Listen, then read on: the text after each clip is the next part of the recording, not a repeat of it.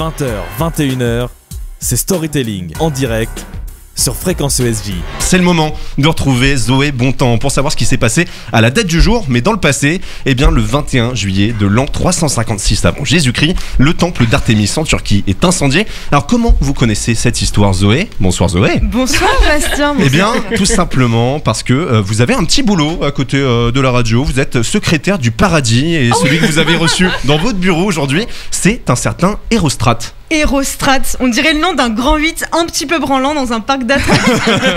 Quelle imagination. Alors j'avoue que j'ai pas trouvé ce mec dans mon registre tout de suite, et puis ça s'explique parce que en fait c'était personne. D'accord, Voilà. sympa.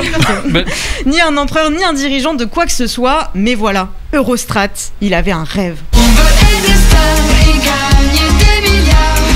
Une vie normale, pas pour nous c'est trop banal. Mais pour réaliser son rêve, le pélo ne va pas juste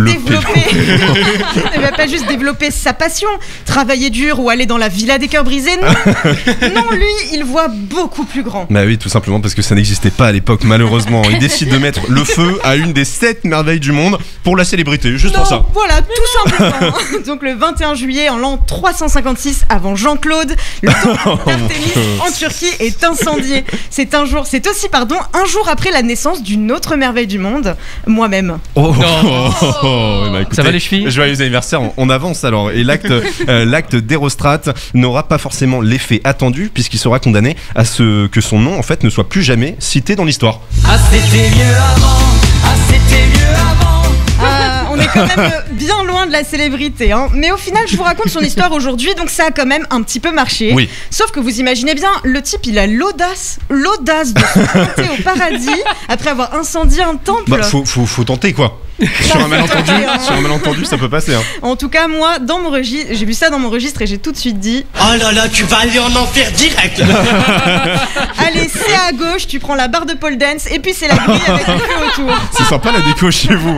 Le temple est malheureusement détruit. Il faisait 137 mètres de long et 71 de largeur et il était très richement décoré, d'où sa nomination comme merveille du monde. Voilà, aujourd'hui il n'en reste que des ruines. Il a été reconstruit plus tard, puis rebrûlé par les gosses.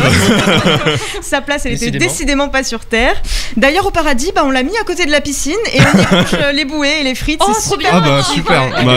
On passera faire un petit tour, je pense, Vous piquer une êtes tête. invités. L'incendie du 21 juillet serait aussi le jour de la naissance d'Alexandre le Grand en fait. Une biographie du conquérant explique, je cite, on comprend que le temple y brûlait puisqu'Artémis était occupé à mettre Alexandre au monde. C'est la classe. Quand sa vie commence comme ça, c'est quand même plutôt la classe. Merci Zoé Bontemps.